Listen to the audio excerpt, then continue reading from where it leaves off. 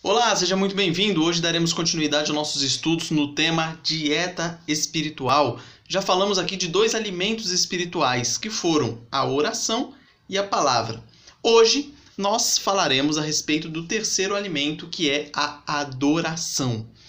Preste atenção porque tem muita gente com dúvida a respeito desse tema e é bom a gente ficar ligado. O texto base que utilizaremos para essa aula está lá em 1 Pedro, capítulo 2, versículo 5. Como foi dito no vídeo anterior, as crianças recém-nascidas, elas sentem aquele desejo pelo seu alimento, no caso, o leite materno. E nós falamos no último vídeo que o cristão, ele também sente o desejo pelo alimento, que é a palavra de Deus.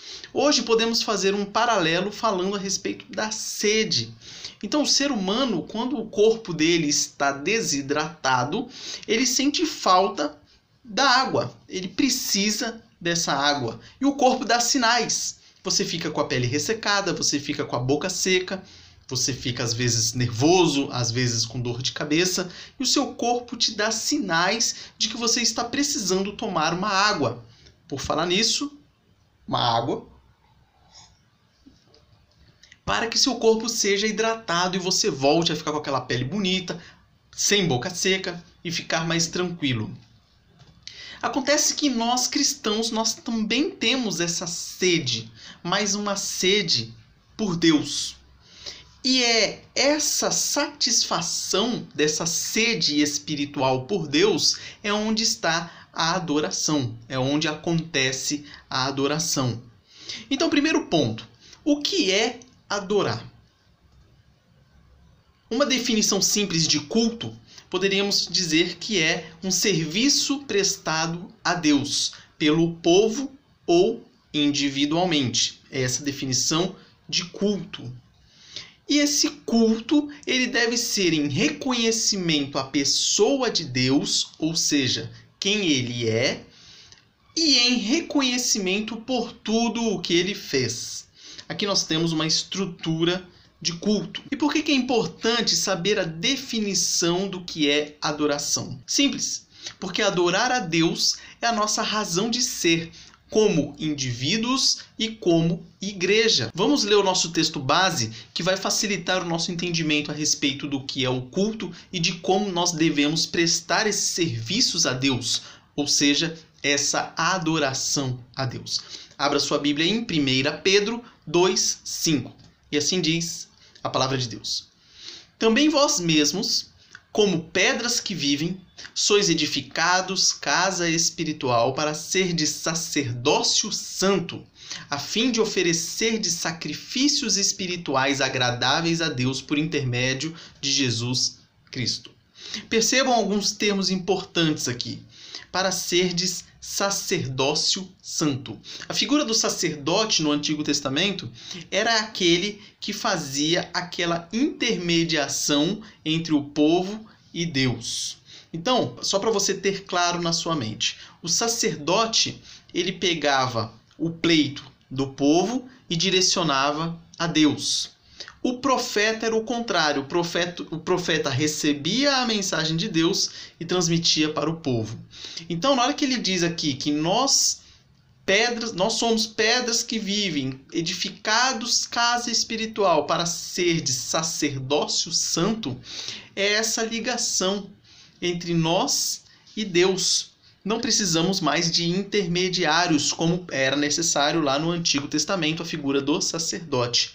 E aí ele continua, a fim de oferecer de sacrifícios espirituais. Então nós, como sacerdotes, nós oferecemos sacrifícios espirituais a Deus. Lembrem aí do Antigo Testamento, o sacerdote ele oferecia sacrifícios de animais ou de alimentos para Deus. Nós, como sacerdotes, oferecemos o sacrifício espiritual. Mais à frente nós vamos ver o que são esses sacrifícios espirituais. Mas antes de chegarmos lá, vamos tratar de 5 princípios que nós podemos observar nesse versículo lido. Primeiro ponto aqui, primeiro princípio, é que cada crente é uma pedra que vive. Somos uma casa onde o Espírito Santo habita. A partir do momento em que nós nos convertemos. A partir desse momento, o Espírito Santo vem viver em nós. E aí nós somos casa onde habita o Espírito Santo. Vamos lá, para o segundo princípio. Cada crente é um sacerdote. Alguém que existe para prestar adoração a Deus. É como nós falamos anteriormente, o sacerdote do Antigo Testamento oferecia sacrifícios a Deus. Nós hoje oferecemos os nossos sacrifícios espirituais a Deus. Os crentes juntos formam uma nação de sacerdotes. E aqui tem uma diferença interessante, porque nós, como sacerdotes, diferente do sacerdote do Antigo Testamento, que oferecia o sacrifício pelo povo, nós oferecemos sacrifícios espirituais não mais pelo povo, mas cada um, por seu sacerdote, pode oferecer o seu sacrifício individual a Deus. É lógico que a comunidade reunida também oferece adoração a Deus, louvor a Deus, como nós veremos mais para frente. Todos os crentes têm acesso a Deus por meio de Jesus. Esse princípio está demonstrado no momento em que Jesus está sendo crucificado, quando o véu do templo se rasga. Aquele véu do templo ele separava os santos dos santos. Ali apenas o sumo sacerdote poderia entrar. Então, a partir daquele momento em que há essa ruptura do véu do templo, ali está demonstrando o acesso que agora nós temos direto ao Pai, sem precisar de um sacerdote para intermediar. Terceiro princípio, a natureza do culto é espiritual. Todo o sistema sacrificial do Antigo Testamento se cumpriu em Jesus Cristo. Por isso que a Bíblia compara Jesus Cristo ao Cordeiro Imaculado, ao Cordeiro que tira o pecado do mundo. Então Jesus Cristo ofereceu o último e derradeiro sacrifício, derramando o seu sangue. E aí, a partir de então, todo o sistema sacrificial do Antigo Testamento, aquela morte dos animais, que prefigurava a figura de Cristo que viria, aí Jesus veio, morreu e aí cumpriu todo esse rito sacrificial do Antigo Testamento. Então, todo o sistema sacrificial do Antigo Testamento ele se cumpriu em Jesus Cristo. Por isso que hoje ninguém mais sacrifica animais para conseguir perdão dos seus pecados, algo do tipo. Nossos sacrifícios eles são espirituais, como já falamos lá no início. E quais são esses sacrifícios espirituais? Contem comigo aí. Louvor, a prática do bem e a mútua cooperação entre os irmãos. Isso está lá em Hebreus, capítulo 13, versículos 15 e 16. Então, esses são os sacrifícios espirituais que nós oferecemos a Deus. E cada um desses tópicos, eles vão ter ramificações. Lá na frente a gente vai observar um pouco mais sobre isso. Mas fique na sua cabeça que os nossos sacrifícios espirituais são louvor, prática do bem e a mútua cooperação entre os irmãos. E aí é bom que a gente já vai clareando uma coisa. Tem muita gente que pensa que a adoração é só aquela feita dentro de um templo religioso. Não é. Não é, e nós falaremos mais a respeito disso. Lá em Hebreus 13, 15 e 16 vai dizer: por meio de Jesus, pois, ofereçamos a Deus sempre, em todo momento, sacrifício de louvor, que é o fruto de lábios que confessam o seu nome. Aqui está o primeiro sacrifício, de louvor. Não negligencieis igualmente a prática do bem e a mútua cooperação, pois com tais sacrifícios Deus se compraz. Aqui é interessante a prática do bem e a mútua cooperação entre os irmãos. Os irmãos são aquelas pessoas regeneradas, são os grupos de crentes, por assim dizer. Isso já vai combater aquela doutrina do desigrejado. Está rolando muito por aí as pessoas falando que não há necessidade da pessoa ir para a igreja. Ela pode adorar a Deus na sua casa, no seu lar, tranquilamente, não tem problema. Mas como é que você vai prestar o louvor de mútua cooperação entre os irmãos se você não se reúne com seus irmãos? Aí fica difícil, você vai ficar defasado nesse quesito. Quarto princípio, o objetivo do culto é agradar a Deus. Isso é uma coisa importantíssima. O culto não é para agradar as pessoas que estão lá. Não. Quem está indo lá está prestando o culto a Deus, não ela sendo cultuada.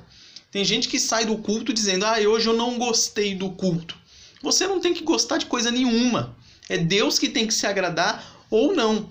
Às vezes, pela ótica humana, o culto foi uma maravilha, né? Nossa, o culto foi uma maravilha. Mas dependendo de como foi prestado esse culto, para Deus, ele não se agradou.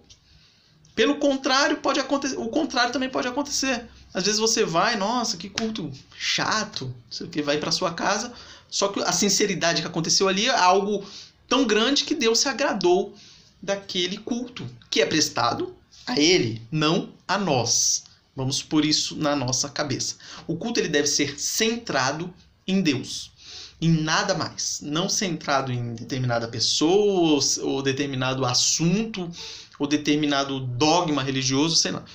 Ele é centrado em Deus. Vamos lá ler Apocalipse 5:13, onde diz: Então ouvi que toda criatura que há no céu e sobre a terra, debaixo da terra e sobre o mar, e tudo o que neles há, estava dizendo: àquele que está sentado no trono e ao Cordeiro seja o louvor e a honra e a glória e o domínio pelos séculos dos séculos. Ou seja, aquele que está sentado no trono e ao Cordeiro, Deus e Jesus Cristo. Espero que tenha ficado claro que a centralidade do culto deve ser voltada a Deus.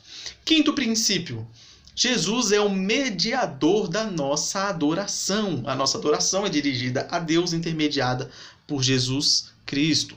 Nosso culto chega a Deus por intermédio de Jesus Cristo.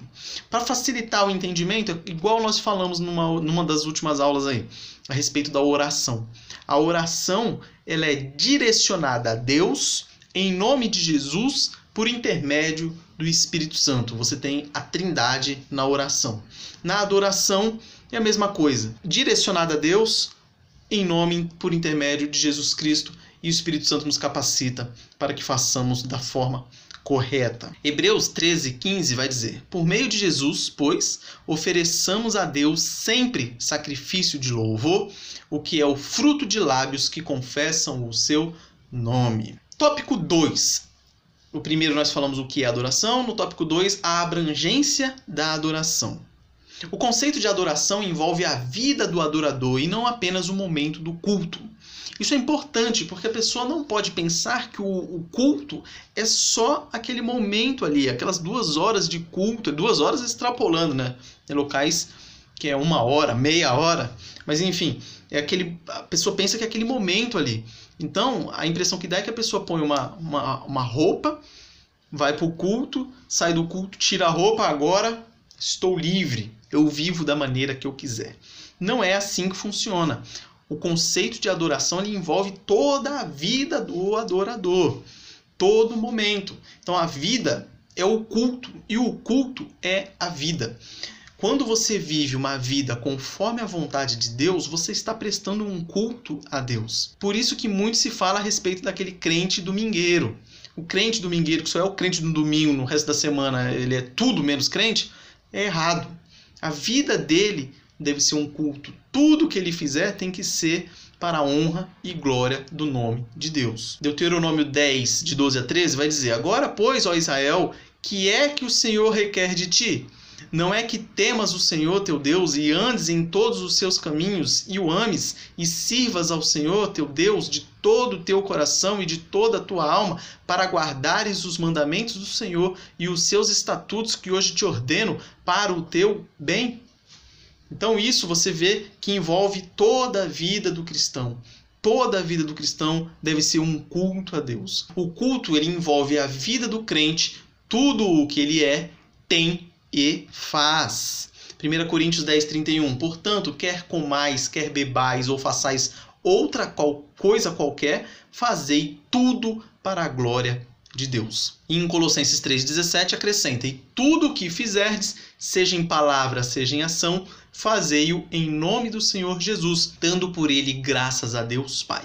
Então vocês veem que é a abrangência total e integral da vida do cristão. É um constante louvor e adoração a Deus. O culto é a vida do cristão, como está lá em Colossenses 3:23, 24. Tudo quanto fizerdes, fazei-o de todo o coração, como para o Senhor e não para homens, cientes de que recebereis do Senhor a recompensa da herança. A Cristo, o Senhor, é que estáis servindo. Aqui você entra um pouco na questão da vocação. A vocação, cada pessoa tem uma. Então, quando você entende que você foi vocacionado para fazer determinada atividade, você tem que fazer essa atividade como se ela fosse para Deus. Não importa se você tem um patrão chato que fica te enchendo o saco pegando no seu pé. Você tem que fazer o melhor possível para a glória de Deus. É isso que o versículo tenta passar para nós. Então, tudo que nós formos fazer, devemos fazer o melhor por não ser para homens, porque o que estamos fazendo é como se fosse para Deus. A vida do crente, esse é o ponto mais importante aqui da lição, provavelmente. A vida do crente jamais pode ser dividida em sagrada e profana. Muito da cultura dessa separação, dessa dicotomia entre o que é sagrado e o que é secular, por assim dizer, vem da origem católica romana. Porque na época, principalmente na época da Idade Média, o conceito da igreja romana, apostólica romana, era o seguinte: tudo que era relacionado ao secular, à vida comum, era maldito, vamos falar assim, era do mal. E o que era bom, o que era agradável, o que era de louvor a Deus, era o que era relacionado à sacralidade, ao que era do reino. E isso foi quebrado a partir do momento que houve a Reforma Protestante. Inclusive tem uma história muito famosa de um sapateiro que tinha se convertido e foi perguntar pro Lutero, o reformador, o que ele deveria fazer a partir de agora. Ele falou assim: eu me converti a Deus, o que eu devo fazer? Ele era sapateiro. E Martinho Lutero falou para ele: agora o que você faz? Você faz o melhor sapato possível e vende pelo preço justo. Ou seja, ele não falou para ele: então larga tudo e entra para um convento, vira um monge, vira um padre. Ou larga tudo e vai ser missionário. Não. Ele falou assim: você vai adorar a Deus na sua vocação. Você foi chamado para ser um sapateiro, você vai ser o sapateiro, o melhor sapateiro que puder, e vai vender o sapato a preço justo. Ou seja, você vai viver conforme os princípios bíblicos. Então não podemos fazer essa mistura achando que o que é divino, o que é sagrado é aquilo relacionado às atividades da igreja. Não. A pessoa pensa que a única coisa sagrada é ouvir música cristã, ela ir nas atividades da igreja, ela frequentar as aulas da igreja, ela ver filme cristão. Não, não necessariamente. A sua vida é um completo. Você não tem essa separação da sua vida. Você não bota uma roupa do sagrado e tira para o secular, para o profano ou para o mundo comum. Não, sua vida é uma integralidade e devemos viver dentro dessa integralidade. Você adora a Deus na igreja, no lar, no trabalho ou em qualquer lugar onde você estiver. Isso que é importante de deixar muito bem claro.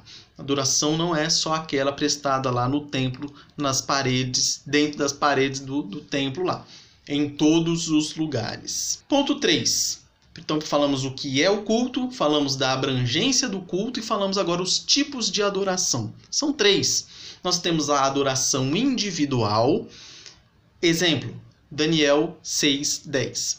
Daniel, pois, quando soube que a escritura estava assinada, entrou em sua casa e em cima no seu quarto, onde havia janelas abertas do lado de Jerusalém, 3 vezes por dia se punha de joelhos e orava e dava graças diante do seu Deus, como costumava fazer. Então Daniel é um exemplo de um culto individual. Geralmente é marcado pela leitura e meditação da palavra de Deus e a oração, feita sozinho. Nós temos também o culto ou adoração doméstica. Exemplo, Deuteronômio 6, de 6 a 9, que diz: estas palavras que hoje te ordeno estarão no teu coração, tu as inculcarás a teus filhos e delas falarás assentado em tua casa e andando pelo caminho e ao deitar-te e ao levantar-te. Também as atarás como sinal na tua mão e te serão por frontal entre os olhos, e as escreverás nos umbrais de tua casa e nas tuas portas. Essa é a questão do ensino que é feito nos lares. O culto onde você tem a família reunida, onde você também tem louvores a Deus, onde você tem leitura da palavra, onde você tem meditação da palavra, onde você tem perguntas e respostas entre os integrantes da família. E por fim, a adoração comunitária. 1 Timóteo 3,15. para que se eu tardar, aqui é Paulo falando para o jovem pastor Timóteo, para que se eu tardar, fique ciente de como se deve proceder na casa de Deus. Casa de Deus, o que é a casa de Deus? Que é a igreja do Deus vivo, coluna e baluarte da verdade. Aqui nós temos a figura mais comum, que é a igreja e os redimidos indo até lá e prestando um culto a Deus, seguindo a sua liturgia, com pregação e exposição da palavra, com louvores e adoração e oração a Deus e mais sacrifício, os sacramentos, falei tanto sacrifício, os sacramentos, batismo, santa ceia e tudo mais. Tudo que caracteriza a igreja. Quarto ponto, os resultados da adoração. O objetivo da adoração é agradar a Deus, como a gente já falou logo no início. Se o culto for agradável a Deus, Deus torna-se agradável ao adorador. Como diz lá em Salmos 37:4, agrada-te do Senhor e Ele satisfará os desejos do teu coração. Resultados da adoração. Quais são os resultados? Cresce o nosso conhecimento e a nossa admiração por Deus. Quanto mais prestamos culto a Deus, mais vai crescer essa nossa afinidade, nossa intimidade, nosso conhecimento, nossa admiração pelo Deus eterno. Justamente esse adjetivo que eu falei, eterno, já é uma coisa que já não cabe na nossa cabeça. Então, a gente vai entendendo aos poucos e cada vez tendo sede de querer aprender mais e mais e mais e mais e mais. Então, esse é um dos resultados bons da adoração. Lá em Lucas 5:9 vai dizer, pois à vista da pesca que fizeram, a admiração se apoderou dele e de todos os seus companheiros. Era aquele momento em que eles já tinham trabalhado a madrugada inteira, não tinham pegado peixe nenhum, e Jesus vai lá e fala, agora no dia seguinte, lança as redes. Eles vão lá e lançam, e aí vem lotado de peixe, quase fazendo com que o navio fosse a pique. Então eles se admiraram, o versículo diz, se admiraram daquilo que eles acabaram de presenciar. Qual outro resultado? Nós percebemos e sentimos a presença real de Deus em nosso meio e na nossa vida. Tomamos consciência da nossa fraqueza e da nossa dependência da graça divina. Somos, isso aqui, mais resultados da adoração. Somos instruídos e orientados por Deus por meio da palavra. Quando a gente está adorando, prestando adoração a Deus, uma das partes da adoração é a leitura e o estudo da palavra. E através dela nós somos instruídos e orientados. Além disso, nós recebemos salvação e libertação através da adoração que fazemos a Deus. Somos motivados à santificação e à consagração. Temos uma vida consagrada a Deus, que segue os caminhos dele.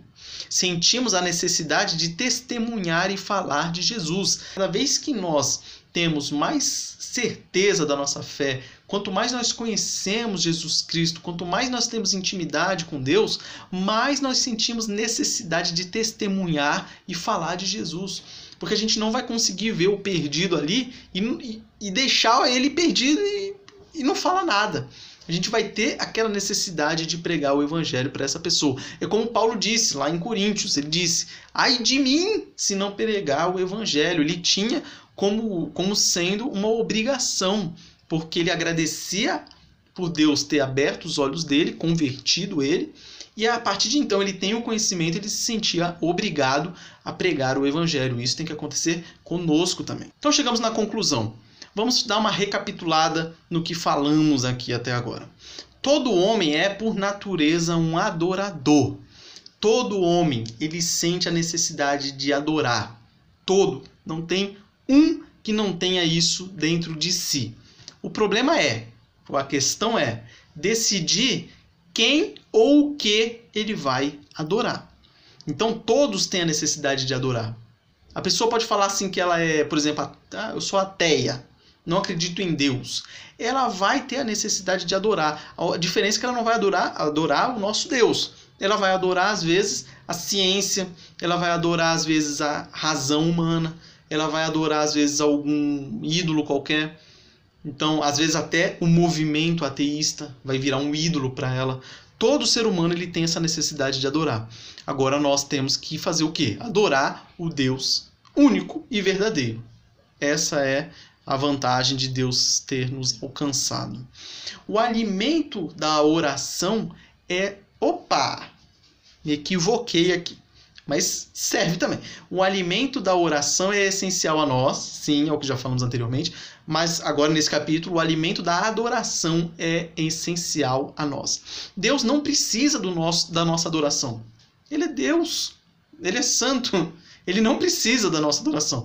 Tem gente, eu acho, que pensa que Deus precisa da nossa adoração. É mais ou menos igual aos deuses gregos. Se você gosta ou já viu a mitologia grega, os gregos lá daquela época, eles precisavam da adoração do povo deles, senão eles perdiam poderes, eles eram enfraquecidos, então eles precisavam. Então, quando o povo deixava de adorar eles vinham e lenha no povo, porque eles precisavam receber essa adoração. O nosso Deus não. Quem precisa de adorar ele somos nós. Nós precisamos. Então, o alimento da adoração ele é essencial a nós. Por isso que ele está aqui como um dos alimentos espirituais que mantém-nos saudável espiritualmente. Primeiro foi a adoração, segundo palavra, e agora a adoração. Algumas reflexões e algumas aplicações práticas aqui para a nossa vida. Primeiro, pense consigo, como a adoração me alimenta? Comece a pensar nisso. Como é que a adoração me alimenta? Só reflita. Depois, quais os tipos de culto que você pratica? Você já parou para pensar nisso? Você pratica um culto individual? Você pratica um culto familiar? Você pratica o culto comunitário? Que tipo de culto você pratica a Deus? Outra coisa, você divide a sua vida em sagrada e secular? Você veste a capa no domingo de ir para a igreja e depois tira sua capa e tem uma outra vida fora? Pense nisso. Pense se você não está dividindo a sua vida em duas. Uma sagrada e uma secular. Se tiver, algo está errado. E com isso nós encerramos a aula de hoje. Qualquer dúvida, mande nos comentários, teremos o maior prazer em responder. E que Deus abençoe a sua vida, abençoe a sua semana, que se inicia hoje, se você está vendo esse vídeo hoje no domingo. Caso contrário, boa semana do mesmo jeito, porque vai estar dentro da semana, beleza? Então, forte abraço, que Deus abençoe a sua vida, até a próxima.